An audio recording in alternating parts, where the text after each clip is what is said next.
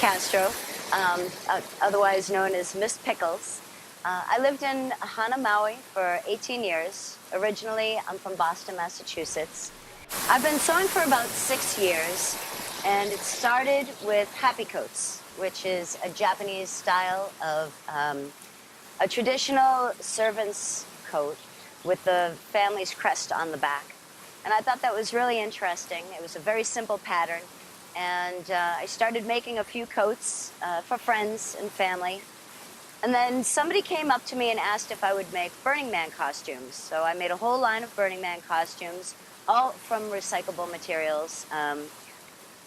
I work as a theater teacher at Hana High Elementary School.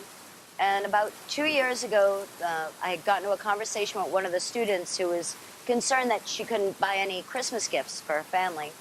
And so we started the costume club, where children could make gifts for their family from things that they found around the house or things that they found at thrift stores or traded off of each other.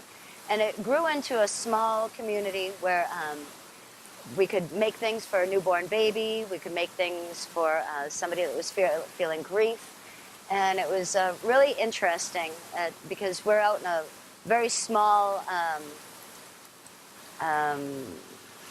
an isolated place. And you have to kind of make do with what you have.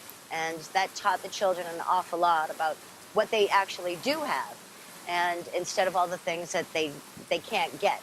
So I guess I've always been a very crafty person. I love to play pretend, and I feel like when other people are invited to play pretend, it uninhibits them. It's almost like they have some kind of feeling that they've had to repress since childhood. And when you give them that opportunity and say it's a safe place to play, they just open up and you can see where their spirit is. And costumes and pretend and all that wonderful, wonderful stuff that we kind of forgot about, and when we hit puberty, it's still alive in us, and it's really safe and it's very important. And I like to provide that for people. I attended Massasoit Community College and took a few film classes right outside of Boston, and got kicked out. For a few years now, I've been wanting to make this piece, and trying to find all the packages of cigarettes wasn't really too hard because, you know, everybody was very, very supportive of the piece that I wanted to do. And people would just bring me bags of cigarettes, and it smelled to high heaven.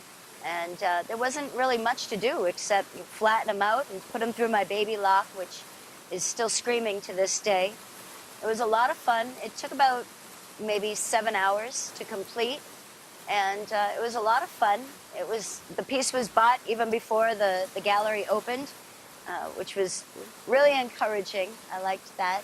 And I like the fact that, you know, all these containers, all these packages would have been thrown away, and you know, they're really pliable. They're heavy duty, and they're weatherproof, which is nice, and it's going to a good cause. This is my first year being involved with the art of trash, and I look forward to next year. I have no idea what I'm going to do, but I'm really excited to see what all the other artists have come up with over the year.